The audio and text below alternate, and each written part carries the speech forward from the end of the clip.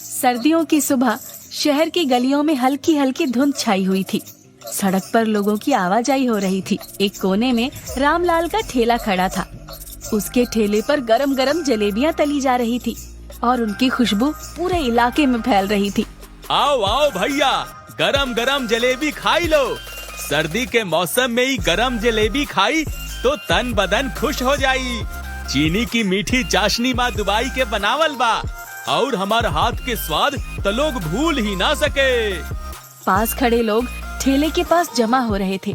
रामलाल की पत्नी सुगना ग्राहकों को प्लेट में जलेबियां परोस रही थी। अरे भैया, 1 किलो जलेबी बना दो। बच्चे घर पर बोले कि रामलाल के ठेले से ही जलेबी लाना, और कहीं से लाए तो खाएंगे नहीं। इतना बाल बच्चन का ईमान हो गइल बा हमार जलेबी पर। बस भगवान सब ठीक रखे। जरा ठेले से हटी के खड़ा होइए, जलेबी के खुशबू तजही दूर तलक जाइबो करी। तभी वहाँ एक पति पत्नी आते हैं। भैया, जरा गरम गरम और करारी जलेबी तो देना। आज जरा हमारी पत्नी हमसे गुस्सा है। ये जलेबी खाएगी तो गुस्सा यूं दूर हो जाएगा उसका। मुझे नहीं खानी ये जलेबी, तुम ही खाओ इसे। अरे बिटिया, तनिक चख कर तो देखो, ये हमार हाथ के बनाई जलेबी। कबहू ना ही खाई होगी तुम ऐसा जलेबी। हमार कही के खाई लो एक बार, तुहार काका ही समझ ही लो हमका। लो, अब तो खा लो, गुस्सा छोड़ दो। इतनी ठंड में ये गरम गरम जलेबी तुम्हारा सारा गुस्सा दूर कर देगी। बिटिया, खाई के देखो एक बार हमार घर वाला के हाथ की बनाई जलेबी, तुम्हार सब गुस्सा यूं गायब हो जाई। फिर इस सर्दी माई जलेबी का स्वाद और दुगना हुई जात है। ये सिर्फ एक मामूली सी जलेबी है और कुछ नहीं। वैसे भी मुझे मीठा खाना पसंद नहीं। प्लीज मेरे खातिर एक बार इसे चख कर तो देखो। अच्छा ठीक है, तुम सब इतना कह रहे हो तो थोड़ा चख लेती हूँ। श्वेता ने जैसे ही जलेबी का टुकड़ा अपने मुंह में डाला, उसकी आंखें बड़ी बड़ी सी हो गई। वाह, इस जलेबी का स्वाद बिल्कुल अलग है। ऐसी जलेबी मैंने कभी नहीं खाई। ये जलेबी खाते ही मानो शरीर की सारी ठंड गायब हो गई। हम पहले ही कही थे, ये जलेबी सर्दी में गर्मी का एहसास दिलाई दी ना। एक बार खाई तो बार बार आई, क्यों बिटिया? वाकई इन जलेबियों में जादू है। भैया, आपकी जलेबियों ने मेरी पत्नी का गुस्सा यूं गायब कर दिया। हम कल भी आएंगे जलेबी खाने। ठेले के पास भीड़ और बढ़ जाती है। रामलाल की जलेबियों का स्वाद पूरे मोहल्ले में मशहूर हो चुका था और हमेशा ठेले पर भीड़ जमा रहती। एक दिन ठेले के पास एक बच्चा अपनी माँ के साथ कहीं जा रहा था। तभी उसकी नजर जलेबियों पर पड़ती है।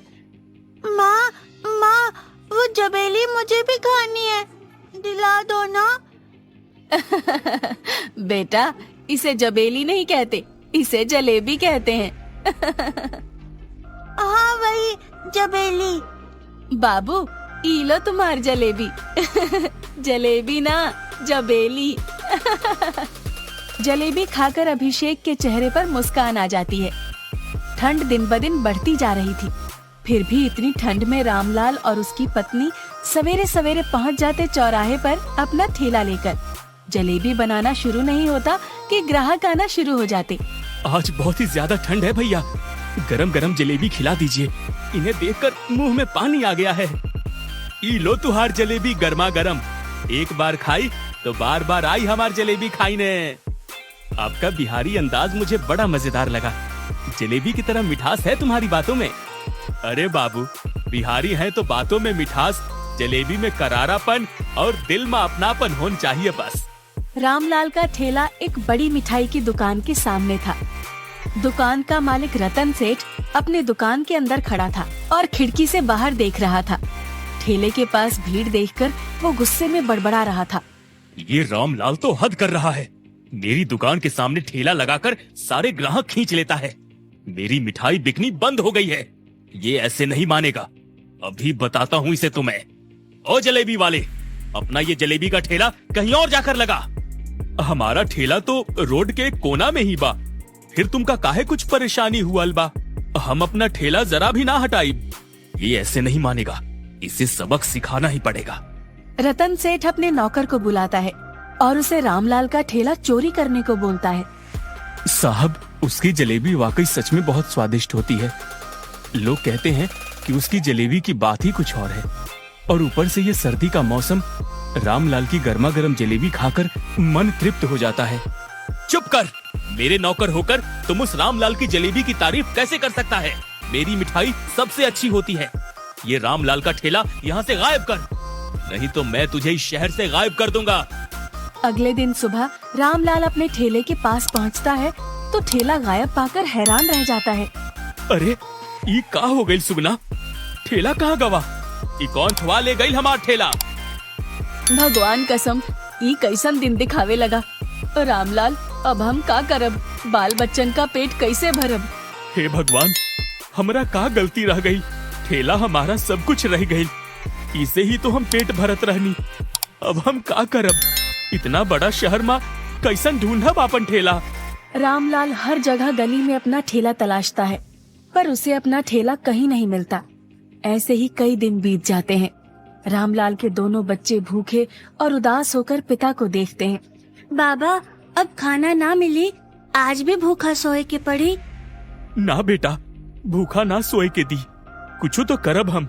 भगवान पे भरोसा रखा। अब का करब हम? कहाँ से लाई खाना? हम लोगन के पास इतना पैसा नहीं कि कौनो दूसरा ठेला खरीद लाइब। ऊपर से किराया भी देन बाकी मकान मालिक का। अब आएगा इस रामलाल को मजा। बड़ा आया था मेरा धंधा चौपट करने। बिना ठेले कैसे बनाएगा अब जलेबी? और इतने पैसे इसके पास होंगे नहीं कि दूसरा ठेला खरीद सके। मैंने भी इस रामलाल को अच्छा मजा चखाया। जिंदगी भर अब जलेबी नहीं बेच पाएगा। रामलाल का परिवार गहरे संकट में था। ऐसे ही कई दिन बीत जाते हैं। एक दिन रतन सेठ अपनी दुकान पर खड़ा था। वो क्या देखता है कि रामलाल की पत्नी और उसके दोनों बच्चे सड़क किनारे बैठ जूते पॉलिश कर रहे हैं। रतन सेठ अपने नौकर हरिया से पूछता है। हरिया, इधर तो आ। हाँ मालिक, कहिए क्या बात है? ये तो उस रामलाल की पत्नी और बच्चे हैं ना? हाँ मालिक। रामलाल का परिवार इतनी ठंड में यहाँ सड़क किनारे बैठकर क्या कर रहा है? मालिक, आप भूल गए क्या? आपने ही तो उस रामलाल का ठेला चोरी करवाया था। काम ना होने की वजह से उस पर और उसके परिवार पर दुखों का पहाड़ टूट पड़ा। अपने बच्चों का पेट भरने के खातिर दोनों पति पत्नी काम करते हैं। रामलाल का ठेला ना होने के कारण वो और उसका परिवार इतनी कड़कड़ाती ठंड में कैसे इधर उधर भटक रहा है। रामलाल के बच्चों की हालत मुझसे देखी नहीं जा रही। रतन सेठ मन ही मन दुखी होने लगता है। ये मैंने क्या कर दिया? मेरी जलन ने एक गरीब परिवार की रोजी रोटी छीन ली। उसके बच्चे ठंड में भूखे मर रहे हैं। मुझे ऐसा नहीं करना चाहिए था। मैंने बहुत गलत किया उसके परिवार के साथ। रतन सेठ रामलाल के घर पहुंचता है। रामलाल उसे देखकर चौंक जाता है।